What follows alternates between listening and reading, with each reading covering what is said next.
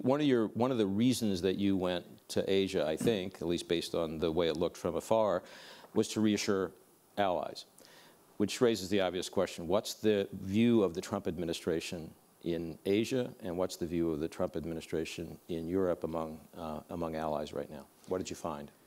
I think it's the same uncertainty. You know, they see him say one thing, and then they see him do another, and then they see him say another thing and then do another. I emphasize the importance of the national security team. My friends, if I'd been asked to pick the president's national security team, I would have picked these players. They're good, they're strong, they've been tempered by 15 years of war. They're as good as anybody that I have run into. They're good, and I hope that he's listening to them. A good example of why they're nervous is, of course, the president, all of his national security team was sure that they would, the president would mention Article 5. Everybody thought that. That's obvious to mention Article 5 when you're talking about Russia. He didn't. Why didn't he? The only conclusion I can know, and there's people in this room that are closer to the president than I am, which doesn't have to be very close,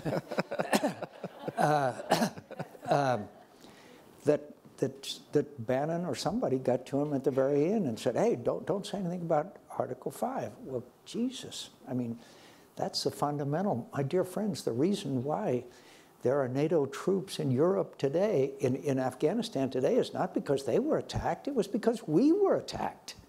They've lost thousands of their most precious asset, and that's their blood, because of Article 5 of the NATO agreement. So when he leaves that out of his conversation, ta-da, and of course the conversation he had with Turnbull was very disturbing to our Australian friends.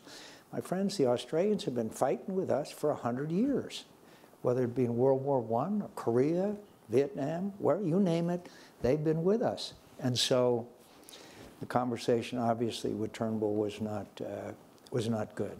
They're still our friends, they're still with us, but they are very, very nervous. They live in a neighborhood that is being taken over, at least economically, by the Chinese.